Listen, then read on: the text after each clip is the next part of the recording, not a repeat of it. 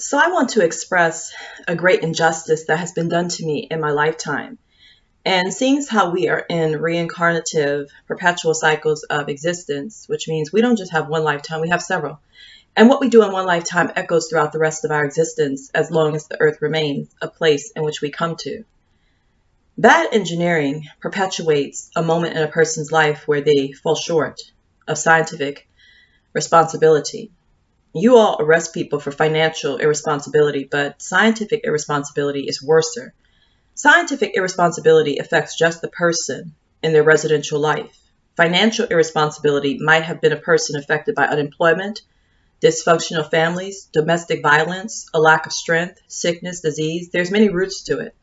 But there is no reason why an engineer, an architecture, or even a city builder would make things that are hard to clean, hard to reach, or eventually after about 20 years of usage, become unlivable and still on lease. Apartments are a good idea, by the way, in my opinion, because I'm not really fond of houses unless they are designed in a sci-fi capsule way, kind of like a submarine on Earth kind of thing. I don't know if I'm saying it right, not a submarine shape, but something of that particular nature, something that's sealed and protected. And it's not a house that you live in. It's a place where you entomb yourself between your production, self-distribution, and your non-weary leisure activity. I don't believe in living on planet Earth. I believe in bunkering, which means we're fighting a war. We're fighting weather, we're fighting aging, we're fighting things. And while we're fighting them, we need a place to rest our, fighter spirit and our bodies to preserve them and protect them, And I have a different perception of life on planet Earth. Obviously, it's nothing like what we're doing now. What we're doing now is potato couch stuff.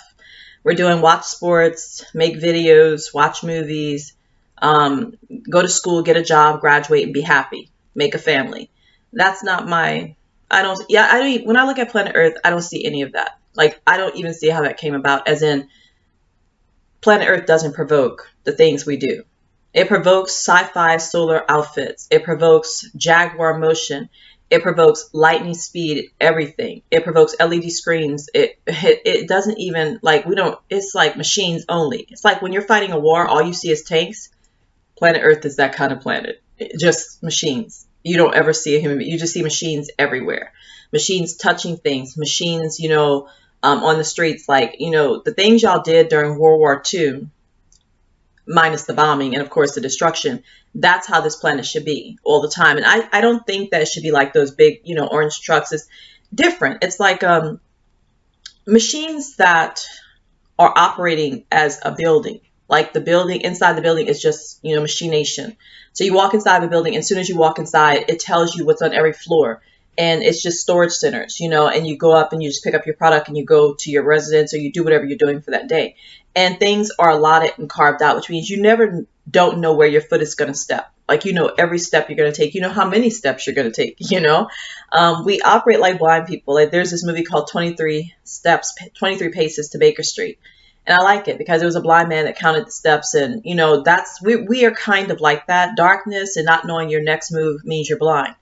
But people who are blind always calculate, and they're mathematical, and they think about stuff, and they think about how many steps and what they heard and how to maneuver themselves. And I believe life on planet Earth is very calculative, mathematical experience, not a genius retention of math, but a mental of calculative reasoning. A person is very mental about calculations and reasoning and ordering things to be balanced. No one should stand at a public bus stop while people drive in a car for observation of responsibility. That's crazy. You don't sacrifice a person's whole life so you can say, I'm responsible. I'm like, I had to be in rain, frostbitten weather for you to know that? I don't think so. You're a murderer. You're an assaulter. Society is a criminal. I'm not willing to be electrocuted so you could finally realize that you're a responsible person. That's not going to happen. But I say that because engineering on our planet is at an all-time low and an all-time high. The low is the moral ethic in which one is engineering, what purpose for, and the all-time high is that's all they do here because they ain't got nothing else to do. They're bored. I say this because I live in a 54-year-old paid for Kate. And it just so happened at the same time when I was being domestically abused and I was suffering that I could not afford to have such proximity to oldness and dinginess. And honestly, I lost my grip on life. And upon losing it, I became, unfortunately, decrepit. And for the past 9 years of my life, I have been wallowing in decrepitness and incompetencies of physical action and strength, and I become what you call a dirty person. Now, I was raised in 21 years of child poverty, so I was very handicapped towards mobility and residency. But I had established a few footsteps in my young adult life that gave me a little pep in my step and a little hope that things would get better. But directly following that moment came the atrocity and the tragedy of being cut off entirely from even my own personal self, not even having my mind to myself or the ability to sleep when I wanted to. And the domestic violence increased, and it became so hostile and so brutal and so vicious that I lost my grip and I lost my edge on everything. And with so many other events that have taken place, I no longer even know how to cook. And I don't think I have any kind of will to clean and take care of myself. And this is where the aging comes in. And this is where you pay a price just to decompose while people don't fight aging, and your aging was forged. And I'm saying this because I really want to talk about this apartment complex and this apartment. I will never clean this apartment. And it's not because I'm dirty. It's because I don't know how to clean something that's not perfect. You know, a lot of people threw my life away because they said that I wasn't a stature of societal iconic module. And they said I was not a feminine person. They said, you're not legit. We don't know how to respect you. I'm serious. People said I'm not a woman. They thought I was a man. And because they didn't see the characteristics of womanhood inside of me, and they didn't see a role model of society, they pounded my life with affliction, persecution, and disrespect. And their reason was, you don't have all the amenities and perfections of what we think a person should be. And so they decided that they don't know how to respect me. And it's been going on for 14 years. I've lived in this apartment for about 9 years, and I really don't know how to clean it. For 6 years, I cleaned it at least once a week. I mopped the floors, cleaned doorknobs, cleaned windows, wiped off counters, cleaned inside of cabinets, cleaned inside the refrigerator. I cleaned I cleaned stuff, cleaned my walls, everything. I tried to clean things down. I would clean my roommate's bathroom twice a day just to use the tub because of how nasty he is and how nasty he was, even though he keeps his stuff a little bit better than mine. And my room was kind of falling apart sometimes. Like, I put my room secondary to cleaning the shared areas, and I would be mopping and wiping and doing all kind of stuff. But for 6 years, he kept dirtying it up and making it extremely dirty. It was already ugly. I was just doing it to be sanitary. So I lost my strength in the process. And when I started to see how ugly the apartment was, and even when I would clean it, it was still so ugly, I had no strength to I had no motivation. Like, the reason we clean on Earth is because it's going to bring things back to a state of stability and sanitation. So you see the results of your labors. Not that it was dirty that you couldn't see it, but you just see that this is flawless. So first, it's perfect. You can leave it that way because engineers did a good job. But now this is flawless perfection. If your apartment or your house doesn't resonate flawless perfection, you have been robbed. And every dollar you spend on it, we're not paying for space. We're also paying for design. You can't just say, oh, I put you in an apartment, so you have to pay me. No, it has to be designed to be clean. If the cleaning is difficult or does not render a moral ethic of observability that makes you feel like the health of your navel, then you messed up. Because there has to be some understanding that you didn't just throw hollow space together and say, now live in this. Our doors don't even open up to its exactions. Like, we have a bathroom that the door doesn't open up to the shower. Like, you have to close the door to use the shower. The front door doesn't open up to enter into the house. Furniture was hard to move in here because we had to put it on the patio to get inside of the doors. So even the front door is not a door. We have to bend our body in a distorted way.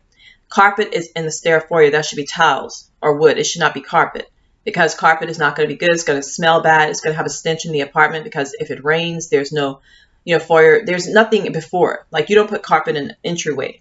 Never. I don't care. Maybe a small carpet or a rug that you could take out, you put outside of your door, but you don't have carpet stairs right when people enter your house. So y'all do that a lot.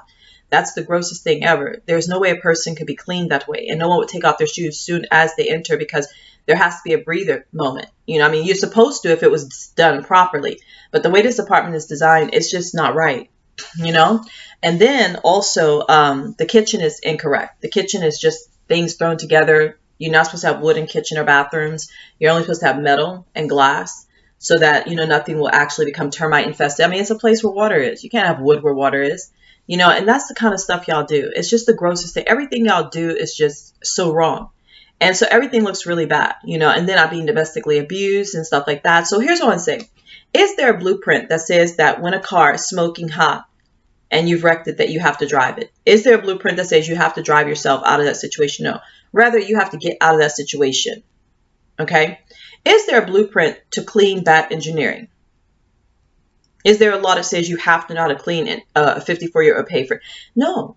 Motherfucker, there is not even a blueprint to clean brand new houses. There is no blueprint that tells you and instructs you how to clean these hollow spaces. We just make shift. Y'all give us duties at a job, but there's no book that says in order to keep this clean, you have to use this and you have to use it this many times. Depending on how much you pound it, depending on makeup you use, hairsprays, whatever you put in your life, powders, whatever, you may have to do a double portion of this particular process. These things just come any kind of way. You know why people can't talk about the cleaning of it? Because they didn't build them to be clean. They didn't even build them to be lived in. They just built them, and then we rent them. See, a place that's built to be clean is made of metal and glass. No wood, no capillaries, no veins, no crown molding, no ceiling fans. Everything comes out of the walls and go back into the walls. The roof and the walls clean the floor. Everything's built upon the walls. Everything is on the walls, like your bed comes out of the wall, like it's in the wall. Everything is set, and you don't have to worry about anything. Organization, shelves, everything. Now I say this because it's just an idea. But also movable furniture, things that are movable and easy, but they're not capillaries and veins. Capillaries are little screws and little things. I don't like stuff like that. Engineers who design little complex pieces, they're not engineers. People think of easy makeshift. Like it should be like as simple as turning on a flashlight. As simple as it is to turn on a flashlight, that's how everything you do in life. To fix a computer, it should be this fast. If it breaks, to fix a car, this fast. And only a person that's intelligent will figure that out. Because only a person that's a fool will have a lot of things going on. Like, okay, so first we have to take this apart because you see like right here, this has to be pulled apart. It's going to take about an hour to do this because like these pieces are very delicate and you want to be very careful with them. No. An intelligent person would say, how can I do the greatest thing with 5 moves? So you're going to go 1, 2, 3, 4, 5, and then it'd be done. See, an intelligent person is someone who's always thinking about how many moves you make. If you make 1 million moves to make a light work, you're stupid. But if you make 5 moves to put a skyscraper on Earth, you're smart. Now, I know that's impossible, but I'm just giving you a hypothetical theory. So the less moves you make and the maximum results you get, you're smart. The more moves you make, which a little bitty something will come out of it, that's how stupid you are. People are driving on Earth. If you keep a car in a mechanic repair shop for a week just for them to do one thing, push a pedal, they're just going to move. Something's wrong with you. But if in 5 minutes they're ready to push a pedal and their whole family can live their life and do so many things to their life, you really are amazing. Like you're very intelligent. It's like pulling like a bomb. A bomb gets rid of a lot of people. Y'all figured out how to destroy lives with one push of a button, but you still haven't figured out how to fix lives. All people have to do is pull one thing off a bomb and they blow up a whole city. That's how it's supposed to be. You pull one thing and all of a sudden a city is built. But given how the human race is trash, y'all would never do that. Y'all were intelligent to destroy, but you're not intelligent to construct. You want people to work hard to live life. I do not know how to clean in poverty. I do not know how to clean bad engineering. It's not my responsibility. Even brand new things and wealth does not come with a manuscript. Get off my back about cleaning this shit.